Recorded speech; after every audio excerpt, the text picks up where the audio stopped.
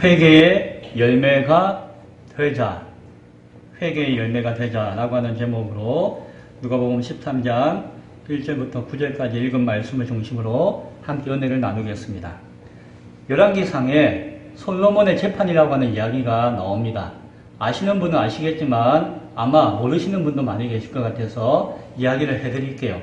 옛날에 두 여인이 재판장이 되어진 왕에게, 솔로몬 왕에게 찾아와가지고 이 참 난처한 이 사건을 해결해 주십시오라고 소송을, 재판을 걸었던 사건이 있었습니다. 이 두 여인은 한 집에 살고 있었습니다. 한 집에. 그러니까 같이 일을 하면서 생활하던 두 여인이었기 때문에 각자 삶은 달라도 집이 한 집이었어요. 저 건너방, 이 건너방 이렇게 살고 있었습니다. 그 두 여인의 이름을 이렇게 이야기할게요. 하나는 진실이고 하나는 미혹이에요. 미혹이. 진실이하고 미혹이가 살고 있었는데 이 두 진실이하고 미혹이가 아이를 가졌네요. 비슷한 때에 아이를 가져가지고 이제 아이를 낳게 되었습니다. 진실이가 먼저 아이를 낳고 사흘 뒤에 이 미혹이도 아이를 낳게 되었어요. 사흘이니까 거의 비슷하게 낳은 것이죠. 아이를 낳고 키우게 되었습니다. 키우다가 얼마 안 있어가지고 이 미혹이가 자다가 띵글띵글 하다가 이 갓난아이를 그냥 자기도 모르게 그냥 덮고 자버렸네. 그래서 그 어미에게 깔려가지고 아이가 죽어버렸어요. 이제 갓 태어난 아이, 얼마 안 된, 며칠 안 된 아이인데 이 아이가 죽어버렸어요. 이 미혹이가 보니까 자기 아이가 자기한테 깔려서 죽어 있는 것이에요. 얼마나 원통하겠습니까? 그런데 이 미혹이는 재빨리 머리를 굴려가지고 저 건너방에 진실이에게도 아기가 있는데 몰래 가가지고 그 밤에 진실이의 아기하고 자기 아기를 바꿔치기 해버렸습니다. 그래서 자기 아이 죽었는데 진실이 옆에다가 탁 누워놓고 진실이 아기를 자기 아인 양 이렇게 데리고 왔습니다. 진실이가 아침에 일어나서 아이에게 젖을 주려고 딱 보는데 아이가 죽어 있는 것이에요. 얼마나 하늘이 무너질 것입니까? 막 원통해 하면서 아이를 보니까 이게 갓 태어나도 자기 아이는 자기가 알잖아요. 뭐 애들 다 쭈글쭈글 비슷하게 생겨도 뭐 보면 알잖아요. 엄마는 알잖아요. 내 아이가 아닌 거예요. 내 아이가 아닌 거예요. 그래서 유심히 살펴보는데 저 건너방에 있는 묘기가 품고 있는 아이가 앞만 봐도 자기 아이예요. 자기 아이. 그러니까 어떻게 되었습니까? 진실이는 그 아이가 내 아이인데 왜 너의 죽은 아이를 여기 갖다 놓고 내 사나이를 네 아이냐 가르치고 있느냐 막 이렇게 따지는 거예요. 이 묘기는 뭐라고 할까요? 마음이 약한 마음을 품었으니까 무슨 근원이 있느냐. 내 아이는 내가 여태까지 한 번도 떨어뜨린 적이 없고 내가 키우고 있는데 당신이 뭔가 착각하고 있는 것이다 라고 하면서 시비가 붙고 하다가 재판이 붙고 이게 판가름이 안 나니까 재판하는데 뭐 증거가 없잖아요.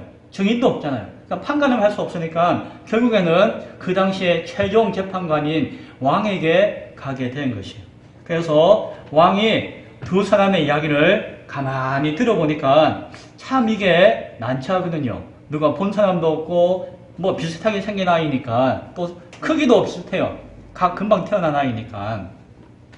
솔로몬 왕이 궁리하고 기도하고 생각하다가 판결을 딱 내렸습니다. 부하에게, 신하에게 가서 큰 칼을 가져오너라 라고 이야기해요. 칼을 딱 가져와가지고 하는 이야기가 자, 지금부터 판결을 내리겠습니다. 자, 당신에게도 이 아이에 대한 권리가 있는 것을 주장하고 당신도 이 아이의 권리를 주장하고 있는데 그러나 이것을 명확하게 구분하기가 쉽지 않으니까 자, 내가 왕으로서 판결하노니 이 아이를 정확하게 반으로 머리부터 저 발끝까지 다리 하나, 팔 하나, 나란히 하나씩 해가지고 절반으로 똑 잘라가지고 하나씩 반씩 나누어 가져라 라고 왕이 판결을 한 것이에요. 그 판결을 하니까 어떻게 했습니까? 이 진실이는 뭐라고 했을까요? 막 억장이 무너지는 거예요. 내 아이를 뺏긴 것도 억울한데 그 아이가 이제 죽게 됐잖아요. 그러니까는 아이고 미치고 환장을 놓으시죠. 그래서 아이고 하다가 재판장님, 왕님, 그냥 그 아이에 대한 내 권리는 내 아이지만 내가 포기하겠습니다. 내 아이라고 생각하지 않겠습니다. 그러니까 제발 그 아이를 반으로 자르지 말고 그냥 살려주세요. 라고 진실이는 이야기했고, 여기 미호기는 뭐라고 했을까요? 아이고 잘 됐네요. 그래요. 뭐 정확하게 반으로 잘라주세요. 그래야지 자기도 원망하지 않고 나도 원망하지 않고 공평한 것이죠. 참 그렇게 하면 좋겠습니다. 라고 미호기가 그렇게 이야기했대요. 그러니까 이 왕 솔로몬 재판장이 뭐라고 판결했겠습니까? 진실이하고 미호기 중에서 누가 참 어미인가요? 그렇죠. 진실이가 그래 네가 참 어미구나. 네가 참 어미구나. 자기의 권리, 자기의 뭐 다 따지지 않고 그냥 그 아이의 생명을 사랑해주고 어쨌든 살리고자 하는 그게 어미지. 뭐 권리 따지고 이것 따지고 하는 거 그거 너 미호기 너는 사기꾼이고 거짓말장이구나 라고 빵빵빵 판결을 내렸다라고 이야기합니다. 저가 이 아이의 어머니이다 라고 판결을 내렸대요. 잘한 판결인가요? 참 잘한 판결이죠. 서로 내가 어미다라고 말했지만 그 아이를 정말로 사랑했던 어미는 진실이 한 사람이었죠. 우리가 누군가를 사랑합니다라고 이야기하잖아요. 아이고 내 새끼, 아이고 내 부모님, 뭐 내 가족 이렇게 막 사랑합니다라고 이야기하잖아요. 사랑하는 이유가 뭡니까? 사랑하는 이유가 뭘까요? 자녀를 사랑하고 부모를 사랑하고 가족을 사랑하고 누군가를 사랑한다라고 할 때에 그 사랑하는 이유가 뭘까요? 한편으로는 사랑하는 이유가 그 상대방이 그 사람이 너무너무 귀하고 그 사람이 너무너무 좋고 그 사람이 너무너무 소중하기 때문에 나는 너를 사랑한다 라고 이야기하는 것이 옳은 이유일까요? 아니면은 사랑하니까 내가 즐거운 거예요. 사랑하니까 내가 기쁜 거예요. 사랑하니까 내가 외롭지 않은 거예요. 사랑하니까 내가 정말 사는 것이 재미있는 것이. 그래서 나는 너를 사랑합니다 라고 이야기할 때에 정말로 사랑하는 사람은 누구일까요? 그 사람이 좋아서 사랑하는 게 사랑하는 것일까요? 아니면은 사랑하는 자체가 나에게 즐거움이 되기 때문에 사랑하는 것이 참 사랑하는 것일까요? 답을 아실까요? 그렇죠. 내가 즐거워서, 내가 기뻐서, 내가 만족하기 때문에 사랑하는 것이 옳은 것이 아니라 그 상대방이 정말 귀하고 소중하게 여겨져가지고 그 상대방 때문에 사랑하는 것이 참된 사랑이다 라고 하겠죠. 그렇죠. 진실이와 같은 모습이 그러하겠죠. 우리가 하나님을 사랑합니다. 우리가 하나님을 믿습니다 라고 할 때에 그 하나님을 믿고 하나님을 사랑하는 이유가 무엇입니까? 라고 할 때에 한 사람은 하나님 때문에 하나님이 너무 소중하고 하나님이 너무 귀하고 하나님이 나에게 주신 것이 너무너무 감사하여서 하나님 때문에 하나님을 사랑하고 하나님을 믿습니다 라고 하는 사람이 있을 것이고, 어떤 사람은 하나님 믿으니까 아이고 이게 떡이 생기네, 하나님 믿으니까 아이고 이거 돈이 생기네, 하나님 믿으니까 아이고 내 마음이 편안하네, 사는 것이 즐겁고 근심이 없어지고 내가 참 만족스럽고 참 좋더라, 그러니까 나는 하나님을 믿고 하나님을 사랑해야지 라고 이야기하면서 그 이유를 말하는 사람이 있을 것이에요. 자, 그러면은 하나님을 사랑합니다, 하나님을 믿습니다 라고 할 때에 이 사람이 진실하게 사랑하고 믿는 것일까요? 아니면 자기가 기뻐서 자기가 좋아서 하나님 믿습니다 라고 하는 것이 진실한 믿음이고 진실한 사랑일까요? 답이 나오시나요? 요쪽이 어딘데요?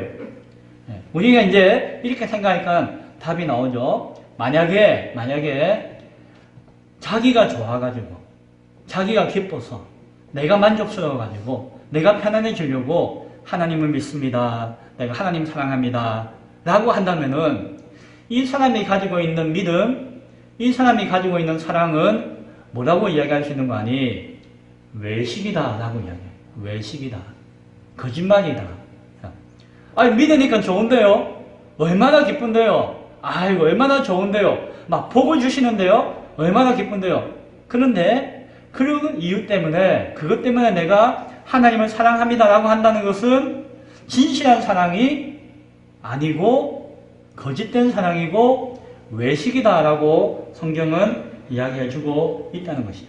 아이를 뚝 잘라서 나눠주십시오라고 했던 미호기가 진실한 어머니가 아닌 것처럼 사랑하는 이유가 상대방이 아니라 내 자신의 즐거움을 위해서 누군가를 사랑하는 것이 잘못된 사랑인 것처럼 하나님을 사랑하고 믿는 이유가 그 이유가 하나님 때문이 아니라 나의 기쁨과 나의 만족 때문이라고 한다면은 그것은 진실도 아니고 참 사랑도 아니고 그것은 거짓이고 외식이다라고 하는 것을 우리는 기억해야 할 것입니다. 누군가가 네가 좋으면 됐지. 네가 기뻐하고 즐거워하고 만족하고 얻어먹고 그러면 됐지. 그게 믿음이고 그렇게 믿는 것도 참 좋은 것이야 라고 이야기한다면은 그것은 거짓말장의 왕인 사단 마귀의 미혹이다, 유혹이다, 거짓이다 라고 하는 것을 우리가 이렇게 잘 분별할 수가 있어야 할 것입니다. 오늘 성경을 통해서 앞서 이야기했던 그 말씀의 뜻을 우리가 함께 나눠볼 수 있기를 바랍니다. 오늘 13장 1절에 보니까 그때의 마침이라고 이야기합니다. 그때. 예수님 앞에 누군가가 찾아와가지고 이야기를 하는데 그때 마침 누군가 찾아와서 이야기를 한다는 거예요. 그때가 언젠고 언제 이런 이야기를 하는 거 하니 앞서 우리가 지난주에 말씀을 나누었는데 너희가 어찌하여서 이 시대는 분간하지 못하느냐 너희가 어찌하여서 옳은 것을 스스로 판단하지 않느냐라고 하는 말씀을 예수님이 주셨어요.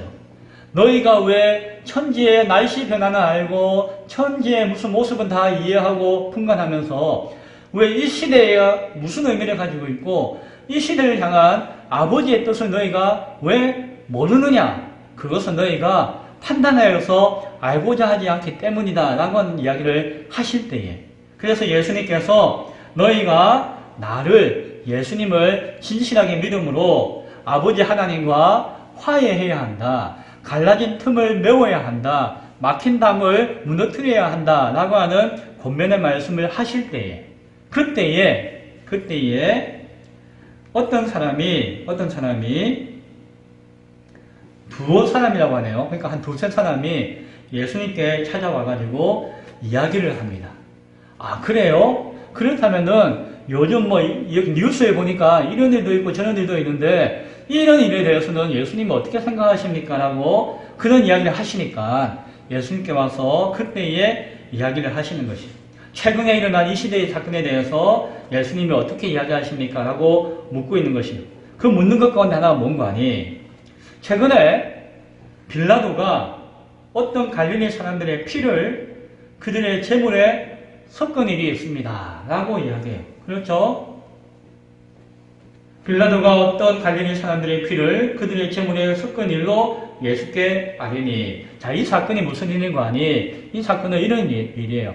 저 갈릴리에 있는 사람들이 갈릴리 약간 시골이잖아요. 그 시골 갈릴리에 있던 사람들이 이제 명절이 되거나 제사 때가 되어서 하나님 앞에 제사 드리러 하나님 앞에 요즘 말로 예배 드리러 저 예루살렘 지금은 이야기하면 저 서울의 성전으로 가게 되어집니다.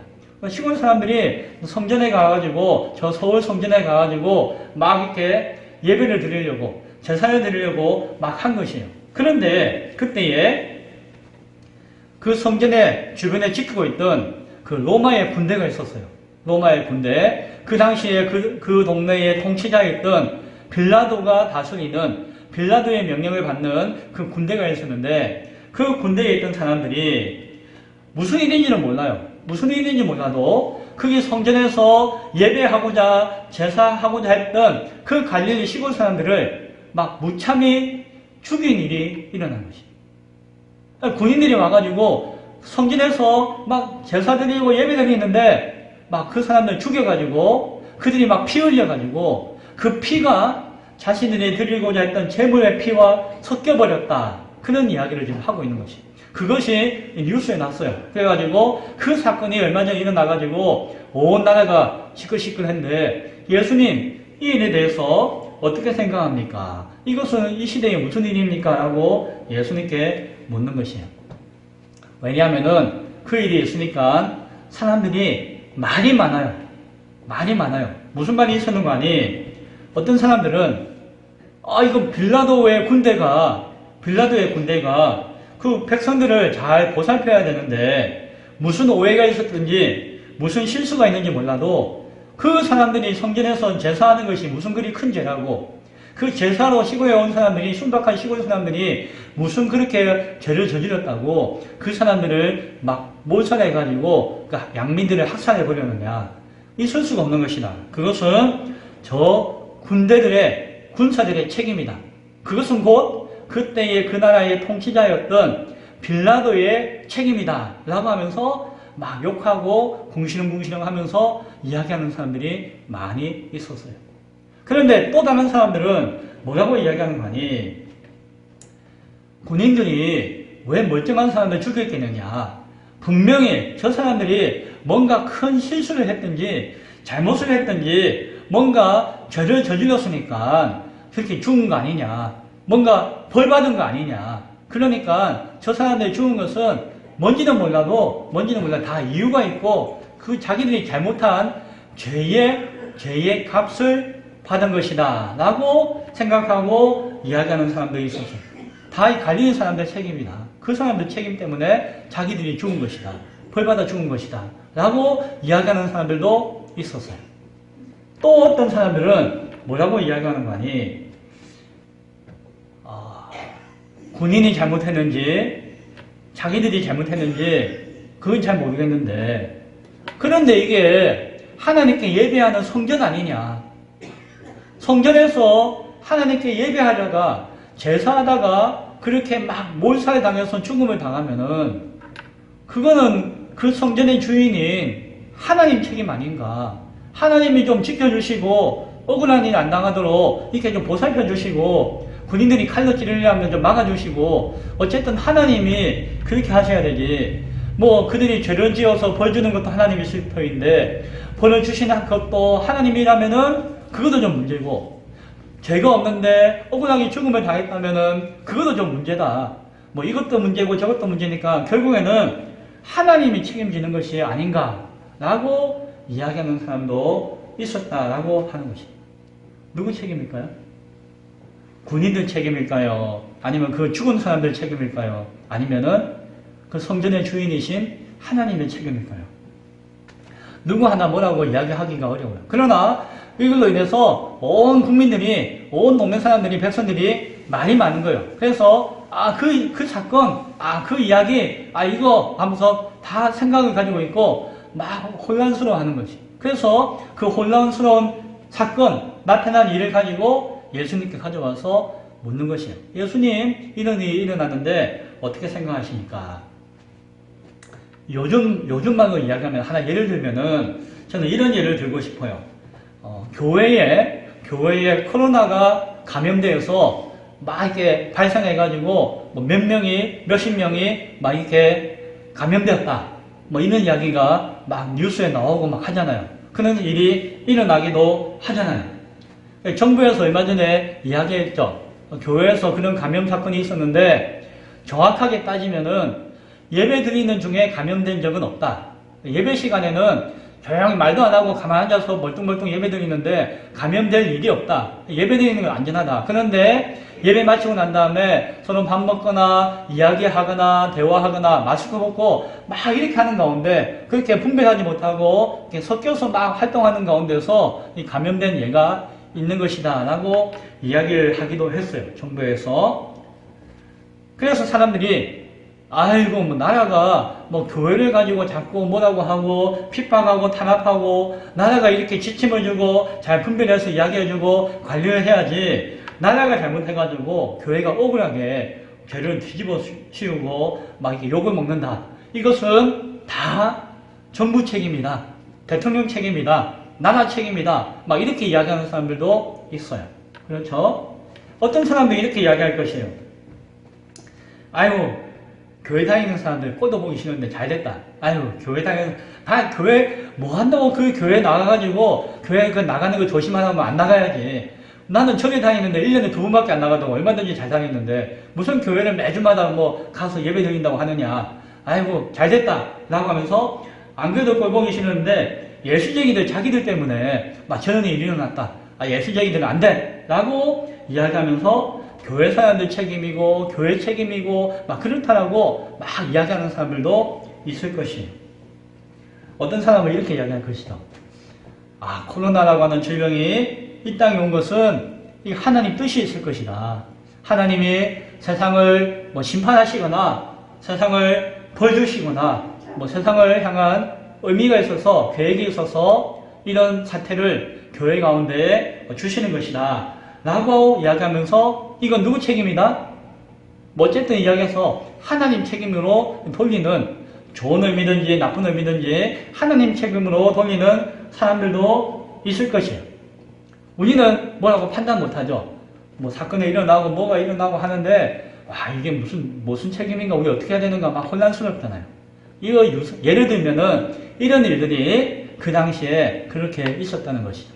자, 이거 가지고 예수님 이런데 이거 어떻게 되죠? 예수님, 우리가 이 시대, 이 상황을 어떻게 바라봐야 합니까? 우리는 뭘 해야 합니까? 라고 묻는 것이에요. 어떻게 시대를 분간하는 것이고 어떻게 좋은 판단을 하는 것입니까? 라고 묻는 것이에요. 자, 궁금하죠? 예수님이 뭐라고 대답해 주셨을까요? 그 이전에 보니까 예수님께서 이런 이야기를 해주세요. 이런 이야기를 해주시는데 뭐라고 이야기하시는 거 아니? 너희는 이 갈릴리 사람들이 이같이 해받음으로 다른 모든 갈릴리 사람보다 죄가 더 있는 줄 아느냐? 라는 이야기를 해요. 무슨 말씀입니까?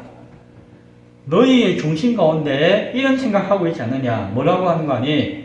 저 갈릴리 사람들이 죽었잖아요. 그러니까 속으로는 누가 잘했네, 누가 잘못했네 라고 하면서 속으로는 아이고 내가 안 죽었으니까 다행이네 이런 생각이 있다는 사람들이. 그거는 그 사람들의 일이고 나와는 상관없는 일이고 아이고 저 사람들은 죽을 짓을 했으니까 뭔가 누구 책임이든지 간에 죽을 이유가 있어서 죽은 것이고 안 됐지만 나와는 상관없는 것이다. 그러나 나는 살았지롱, 나는 별일 없지롱, 나는 괜찮지, 내가 안 죽었으면 됐지. 아이고, 나는 뭐 그래도 괜찮은 사람이지. 내가 죄가 없으니까, 내가 그래도 저 사람들보다는 나으니까, 내가 저 사람들보다도 뭔가 몰라도 좀 나은 사람이니까, 저 사람 저렇게 몰살당하고, 나는 이렇게 그냥 뉴스 보면서 남의 이야기 하듯이 하고 있는 것이지. 라는 생각을 네가 하고 있지 않느냐? 라고 예수님이 이야기하시는 것이.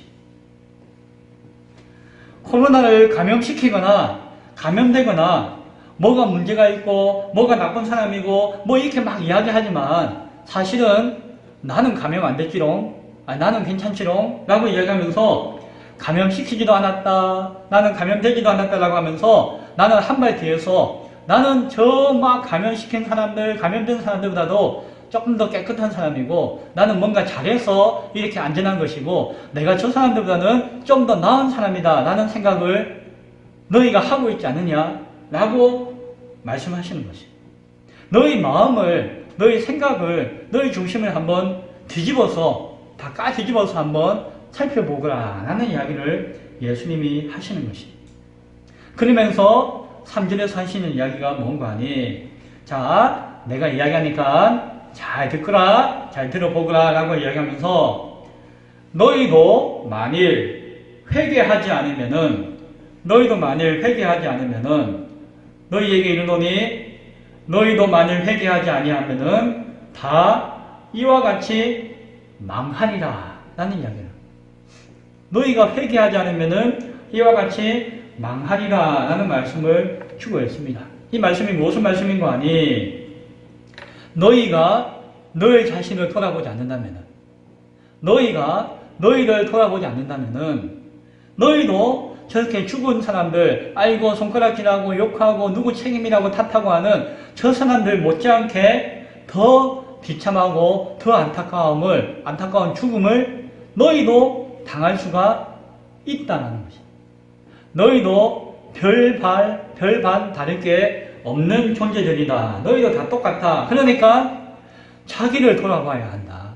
그런 상황과 현상과 모습 가운데서 누구 책임이네 막 이야기하잖아요. 그런데 이 상황에서 자신을 한번 돌아볼 수 있는 기회로 삼아야 한다.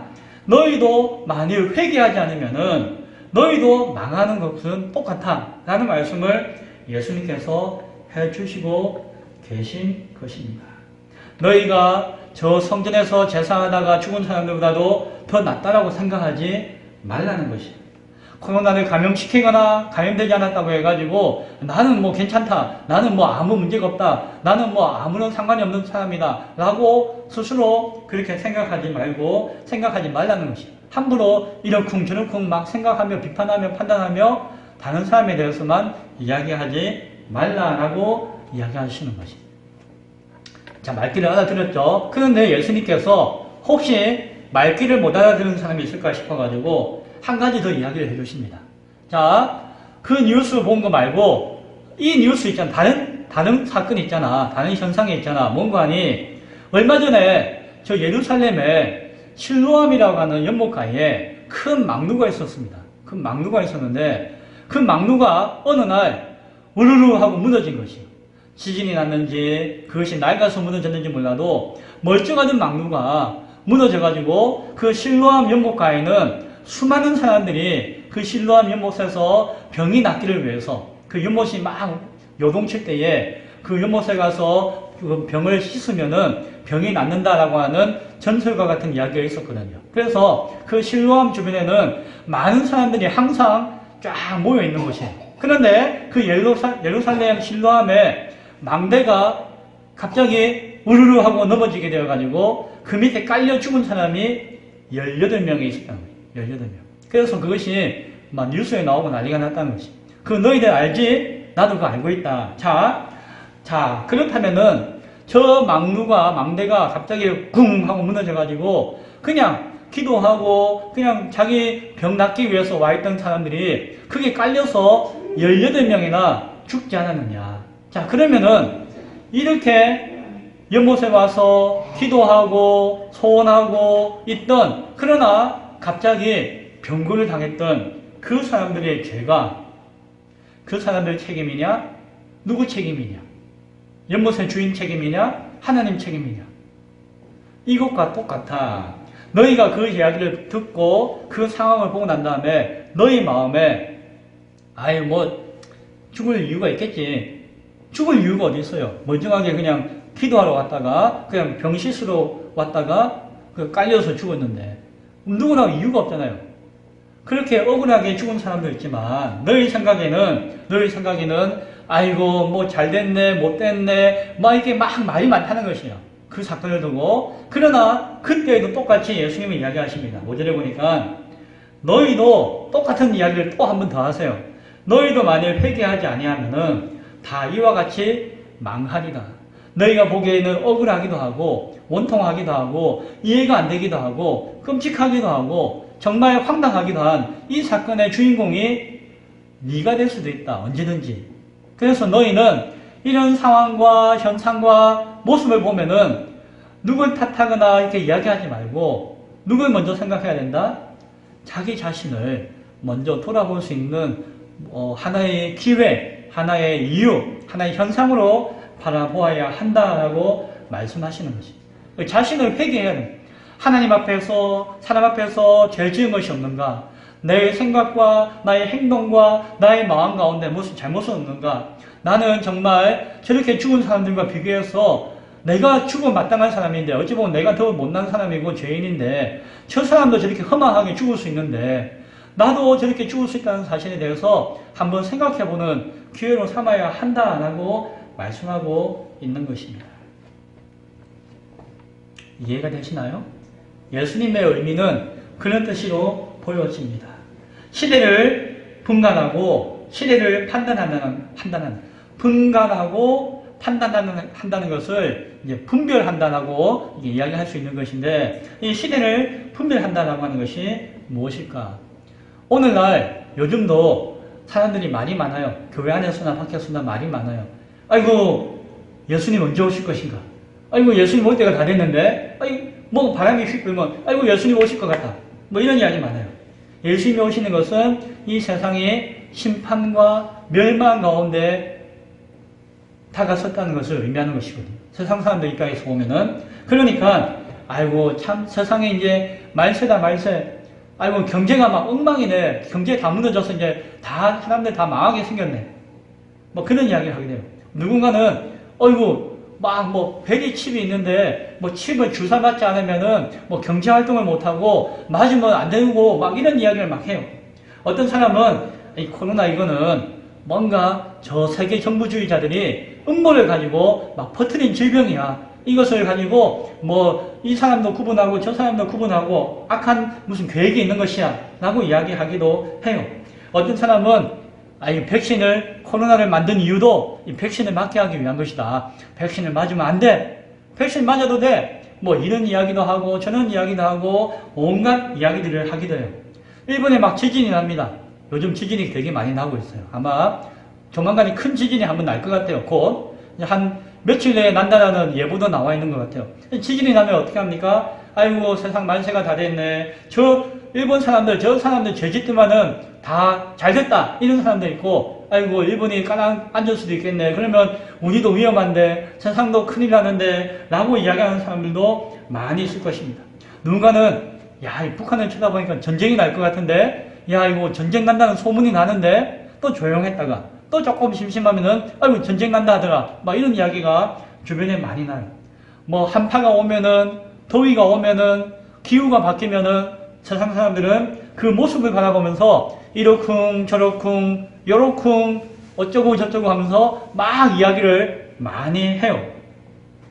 그러나, 오늘 예수님의 이야기는 무슨 이야기인가 하니, 그 시대의 모습을 분간하고 판단하는, 분별하는 의미는 무슨 의미인가 하니, 그걸 가지고 막 이러쿵 저러쿵 재고 뭐 갖다 붙이고 뭐 판단하는 이것이 아니라 그 이야기의 의미는 무엇인가 하니, 그 현상만을 보지 말고 그 현상 앞에 살고 있는 자기 자신을 먼저 분별하며 바라보라는 의미예요. 세상이 이러쿵 저러쿵 이야기할 때에 막 여기에 휩쓸려 갔다가 저기 휩쓸려 갔다가 생각이 뭐 저기 갔다 여기 갔다 이렇게 하지 말고 부안해동하지 말고 자기 자신을 먼저, 자기 생각을 먼저, 자기 믿음을 먼저, 자기 사랑을 먼저 잘 돌아보고 분별하여서 하나님 앞에 회개하는 자가 되어야 한다라는 말씀을 하는 것입니다. 회개하는 것이 중요한 것이지, 회개하지 않으면은 뭐 저렇게 망하나 이렇게 망하나 망하는 것은 똑같다는 것이. 회개하지 않으면은 언젠가는 죽는 것인데, 벼락 맞아 죽든지 지진 나서 죽든지 전쟁 나서 죽든지 굶어 죽든지 뭐 죽는 것은 똑같다는 것이. 뭐 이것과 저것과 하는 현상과 상황 가운데 요동치지 말고 그 현상 가운데 자신을 살피고 돌아보아라 라는 말씀을 해주시는 것입니다. 자신을 먼저 살피고 분별하며 볼 때에 우리는 자기의 권리보다도 한 아이의 생명을 소중하게 여겼던 그 부모의 진실한 마음을 이해하고 그러한 마음 가운데 나아갈 수가 있다는 것입니다. 그러한 마음을 품을 수가 있게 되어진다라고 하는 것입니다. 상대방을 정말 나보다도 더 귀하게 여기고 상대방이 나보다도 더 존귀하게 여겨지고 그래서 그 사람을 아끼고 사랑하는 진실한 사랑하는 마음을 가질 수가 있다라고 하는 것입니다. 인간이 이기적이라서 아이고 사랑합니다 하면서도 속으로는 저 사람이 나에게 뭔가 잘해줄 것인가, 뭔가 내가 뽑아먹을 것이 있을 것인가, 뭔가 나에게 유익이 될 것인가, 아이고 꼴도 보기 싫네, 남을 쳐다보지 않고 사랑의 기준이 자기에게 있는 진실하지 못한 사랑 가운데 빠져서 참된 사랑을 가지지 못하는 그런 삶에서 벗어날 수가 있게 되어진다는 것입니다. 하나님의 나라와 의를 위해서 하나님의 뜻을 바라보며 하나님의 뜻 가운데 이 땅에 오신 예수님이 나에게 무슨 의미인가를 알고 예수님을 온전하게 믿고 하나님 나라와 하나님 아버지께로 다리를 건너 나아가는 복을 누릴 수가 있게 되어진다라고 하는 것입니다. 진실한 믿음을 가질 수가 있게 되어지는데, 그렇게 진실하게 생명을 아끼고 진실하게 참된 사랑을 하고 참된 믿음으로서 순전하게 하나님을 믿고 사랑하는 것, 그것이 가장 중요하고 그것이 우선하고 소중한 것이다라고 하는 것을 알아야 하는 것이며, 그것을 알기 위해서는 어떻게 해야 된다고요? 자신을 먼저 돌아보고 하나님 앞에 회개하는 마음 가운데 나올 수가 있어야 한다라고 예수님은 말씀해 주고 있는 것입니다. 그러할 때에 세상이 아무리 요동쳐도 흔들리지 않는다는 것입니다. 세상에 아무리 난리를 쳐도 거기에 미혹되거나 자기의 마음을 뺏기지 않는다라고 하는 것입니다.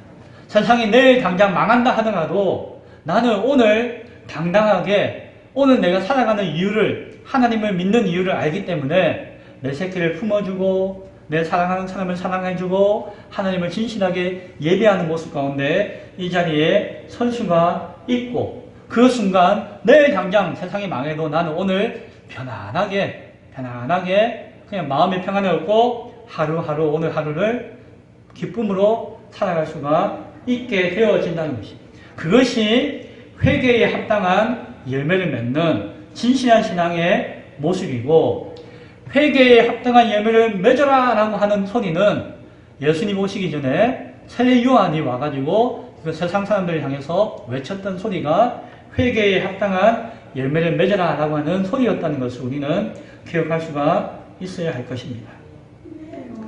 자, 이쯤 되면은 설교가 끝날 것 같은데, 오늘 6절 이하에 예수님께서 이야기를 하나 더 해주십니다.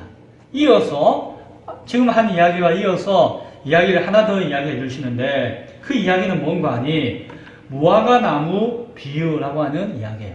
자, 이야기 한번 들어볼까요? 예수님 뭐라고 이야기하시는 거 아니? 한 사람이 포도원이 있었습니다. 큰 과수원 같은 밭이 있었는데 거기에다가 무화과 나무를 심었어요. 그것은 뭡니까? 그 포도원 땅도 주인 것, 그리고 이 무화과 나무도 주인 것. 주인이 무화과 나무를 심은 이유는 그 무화과 나무를 통해서 무화과 열매를 얻으려고, 무화과 열매가 이렇게 맺어질 것이다 라고 하는 기대감을 가지고 자기 땅에다가 그 나무를 심었던 것이에요. 자, 그런데 주인이 그 포도원이었기 때문에 포도원 지기에게 그 과수원을, 그 땅을 맡겨놓고 주인이 그래도 하루에 몇 번씩 오는 거예요. 나무에 열매가 맺힐 때가 되었는데 나무 열매가 맺혔나 하니까 안 맺힌 것이에요. 맺힐 때가 됐는데 안 맺히네. 그 다음날 왔는데 또 안 맺히네. 이제 해가 바뀌었어요. 이제 겨울이 되면 이제 맺힐 수도 없죠. 아이고, 올 한 해는 열매가 없네. 무슨 일이지? 또 그 다음 해가 되었어요. 거름 주고 물 주고 또 가꾸고 또 주인은 정성껏 잎사귀도 따주고 또 기다려요. 아이고, 올해는 열매가 맺히겠지. 그런데 열매가 안 맺히는 거예요. 그러기를 3년. 주인이 나무 하나 키우려면 한 10년 넘게 걸리거든요. 그걸 또 나무 열매가 맺혀질 때까지 기다렸다가 실망하기를 3년이나 그렇게 하고 난 다음에 주인이 아이고, 배졌다. 저 땅 다 배졌다. 차라리 거기다가 그냥 옥수수 심으면은, 감자 심으면은 그게 쑥쑥 잘 자랄 것인데 배추라도 심을 것이지 저 무화과 심어가지고 내가 저 땅을 저렇게 놀려놨는가 해가지고 저 나무를 뽑아서 버릴까 하는 생각을 가졌어요. 그런데 그 포도원 시기가, 포도원을 맡고 있던 청지기였던 포도원 시기가 주인에게 이야기합니다. 주인님, 한 번만 더 기회를 주세요. 내가 올 한 해 한 번 더 나무 옆에 땅을 파고 땅을 뒤집고 물도 주고 거름도 주고 퇴비도 주고 영양제도 주고 내가 날마다 보살펴가지고 올해는 꼭 열매가 맺혀지도록 해볼 테니까 주인님, 나를 봐서라도 한 번만 더 기회를 주세요 라고 이야기를 합니다. 그러면서 이 포도원 지기가 하는 이야기가 그래서 열매가 나면은 참 좋잖아요. 그러니까 우리 같이 나눠 먹고 이게 나네 라고 하면서 즐거워하는데 만약에 내가 이렇게 부탁해가지고 열심히 이렇게 보살폈는데도 오늘도 여전히 열매가 없다. 그러면 어쩔 수 없죠. 그러면 그때는 주인이 이 나무를 뽑아가지고 태워버리든지 버리든지 하더라도 제가 아무 말도 안 하겠습니다. 라고 하는 이야기를 해주시는 거예요. 여기까지 이야기가 끝난 겁니다. 자, 이 이야기가 왜 예수님이 하셨을까요? 이 이야기의 의미가 무엇일까요? 이 이야기는 비유입니다. 비유. 이 이야기에서 포도원하고 무화과 나무는 그 당시에 그 이스라엘 백성들을 이야기하는 그 예수님이 찾아왔었던 그 갈릴리 사람들, 예루살렘 사람들, 그 이스라엘 백성들, 그 사람들을 포도원의 무화과 나무라고 비유하신 것이. 이 주인은 뭘까요? 주인은 하나님. 이 포도원 지기는 뭘까요? 포도원 지기는 그 주인에게 그 무화과 나무를 맡아서 다시 한 번 더 돌보겠다라고 약속하는 예수님을 이야기하는 것이. 예수님이 이 땅에 오신 이유가 무엇이라고요? 당신들은 이미 죄를 짓고 저기 깔려 죽든지 이렇게 찔려 죽든지 죽어도 마땅한 사람들이지만 그러나 예수님이 하나님께 은혜를 구하여서 하나님이 마지막 기회를 주셔가지고 1년 더 기다려주듯이 당신들에게 나를 보내어서 나를 믿고 예수를 믿고 나를 의지하는 사람들은 살 수 있는 열매를 맺을 수 있는 기회를 주신 것이다. 내가 너희들 앞에 섰으니 너희들이 나를 보고 믿음을 가진다면은 열매를 가진다면은 살 것이고 너희가 나를 가지고 나를 바라보고 하나님을 다시 한 번 더 바라보고 예수를 믿고 열매를 맺지 못한다면은 나도 어쩔 수 없는 것이다. 너희가 다 저 허망한 죽음을 당하듯이 다 죽게 되어질 것이다. 그러니까 회개하라라는 이야기는 뭘까요? 너희가 하나님 뜻에 따라서 합당하게 살지 못하고 예수님을 믿지 못하고 예수님을 바라보지 못하는 그것을 돌이켜가지고 마지막 때가 오기 전까지 믿음을 가지고 예수님을 통해서 구원에 이르러야 한다. 하나님의 뜻을 너희가 깨달아야 한다라는 이야기를 회개하라는 의미 가운데 말씀하고 있는 것이고 그것이 열매 맺지 못하지만 마지막 기회를 가진 그 무화과 나무의 모습과 같은 것으로 비유하여서 말씀해주고 있는 것입니다. 열매 맺지 못하면은 다 꺾여서 불살라져 버릴 것이다. 회개하지 아니하면 다 이와 같이 망하게 될 것이다 라고 예수님께서는 이야기를 하시는 것입니다. 자, 말씀을 맺습니다. 오늘 이 시대를 분간하는 것은 어떤 현상, 이거는 이렇네, 저거는 저렇네, 이 현상을 바라보고 살피고 막 생각하고 이야기하는 것이 아닙니다. 무엇이라고요? 자기 자신을 돌아보고 살펴야 하는 것입니다. 하나님을 알지 못하는 자는 하나님을 알아야 하는 것이고 예수님을 믿지 못하는 자는 예수님을 믿을 수 있는 기회라는 것을 이 시대를 보고 우리는 깨달아야 한다라고 하는 것이에요. 하나님 믿습니다라고 하면서 하나님보다도 자기 자신을 더 사랑하면서 하나님 사랑한다고 사기치는 사람은 사기치는 것을 그쳐야 한다는 것이에요. 돈을 사랑하는데 사실은 돈이 전부다라고 생각하면서 나는 하나님 사랑합니다라고 하면서 자기를 속이고 세상을 속이는 그러한 사람이 되어서는 안 된다라고 하는 것이에요. 그것이 이 시대를 분간하는 것이며 옳은 판단을 하는 분별하는 것이다. 그 분별의 대상은 상황과 현상이 아니라 바로 자기 자신이다라고 하는 말씀을 오늘 예수님은 해주고 있는 것입니다. 그리하면은 열매가 맺혀지는 것인데 그 열매가 무엇이라고요? 회개하는 신명, 나 자신이 열매인 것이 열매. 우리가 무엇인가 막 해가지고 열매를 걷는 것이 아니라 하나님 보시기에 우리가 하나님의 자녀로서 하나님의 백성으로서 구원받는 영혼으로서 회개하는 심령으로 나와 하나님 앞에 온전히 설 때에 하나님은 우리를 이 땅 가운데 귀한 열매로 보시고 우리를 향하신 하나님의 선한 뜻을 이루어 주신다라고 하는 것입니다. 코로나와 질병과 지진과 기근과 전쟁과 여러 소문과 일들이 나타난다 할지라도 중요한 것은 진실한 믿음과 회개하는 심령으로 하나님 앞에 나아가서 그 회개에 합당한 열매를 맺는 신앙이 중요하다는 사실을 기억할 수 있기를 바랍니다. 우리가 참된 믿음의 진리의 열매가 될 수 있기를 간절히 축원드립니다. 기도하겠습니다.